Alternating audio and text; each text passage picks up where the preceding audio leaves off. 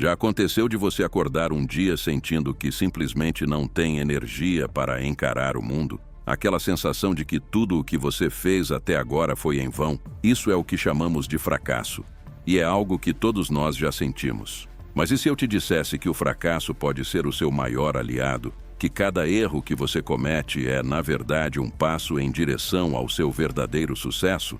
Fique comigo até o fim deste vídeo, porque vou te mostrar exatamente como transformar o fracasso em sua maior força.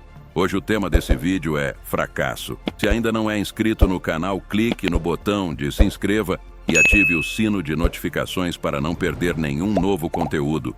E também, se este tipo de assunto te interessa, deixa o seu like. Você também pode compartilhar suas ideias sobre esse tema nos comentários. Todos nós passamos por isso, seja no trabalho, na escola, nos relacionamentos ou nos nossos sonhos pessoais. O fracasso é uma parte inevitável da vida, mas por que ele dói tanto? Você já se perguntou por que o fracasso faz você se sentir tão pequeno?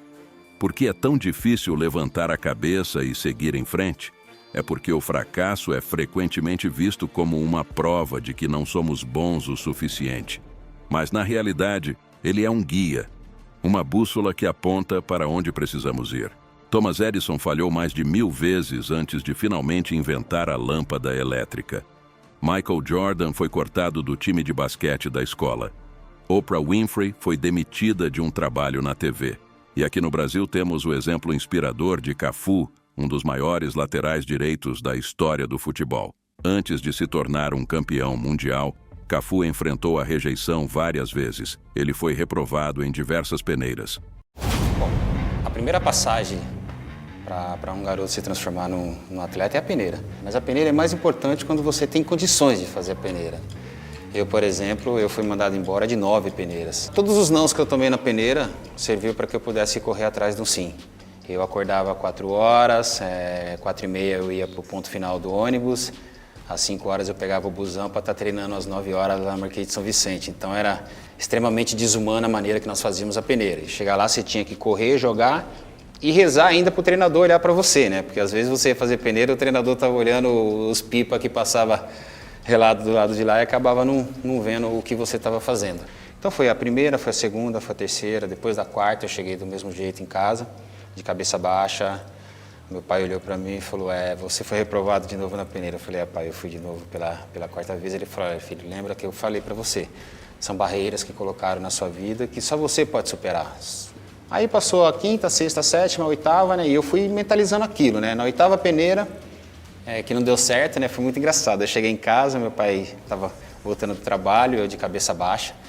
Falei, pai, eu fui fazer peneira hoje, né? Meu pai foi, aí eu falei para ele, eu sei, pai, são barreiras que colocaram na minha vida que só eu posso superar. O senhor já falou isso umas 8 vezes. Eu falei, olha, eu vou continuar falando a vida inteira, até ver o dia que você vai superar essa barreira. Aí eu fui pro Itaquaquecetuba.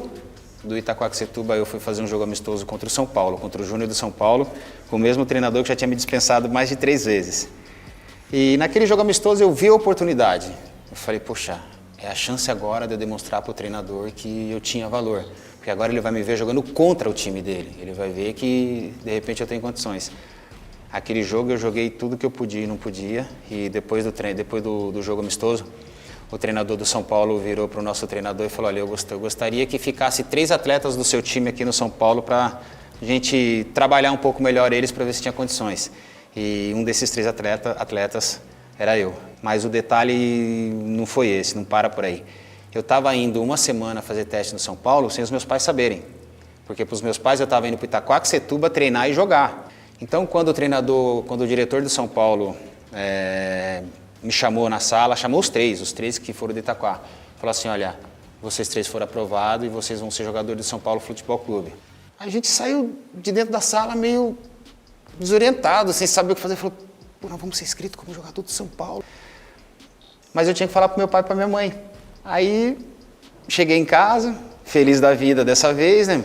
Esperei meu pai e minha mãe chegar. Meu pai chegou e falou, e aí, como é que foi o treino? Eu falei, quando a mãe chegar eu falo com os 2. Meu pai já ficou meio de cabeça, né, meio desconfiado. Aí minha mãe chegou, eu fazendo aquela cara de cachorro quando cai da mudança em pleno domingo, né? Não sabe para onde vai. E sentei os dois e falei, eu tenho uma coisa muito importante para falar para vocês. A minha mãe, eu lembro até hoje, minha mãe virou para mim e falou assim, você já aprontou, né, menino? Poxa, nossa mãe, obrigado pela confiança, hein? Não, eu tô falando sério. Aí eu virei pro meu pai, eu tava com o contrato do São Paulo atrás, guardado. Pai, o que o senhor vivia falando para mim quando eu ia fazer testes? Que eu voltava para casa de cabeça baixa, o senhor sempre me incentivou. O que o senhor sempre falava? Meu filho, que são barreiras que colocaram na sua vida que só você poderia superar. Aí eu puxei o contrato daqui e falei, pai, barreira foi superada. Obrigado, hoje eu sou jogador de São Paulo Futebol Clube. E essa foi o meu ingresso no São Paulo Futebol Clube, meu ingresso no futebol. Mas em vez de desistir, ele usou essas experiências como motivação para treinar ainda mais e melhorar suas habilidades. Imagine o quanto deve ter sido difícil para ele lidar com essas rejeições. Ainda mais para alguém com um sonho tão grande.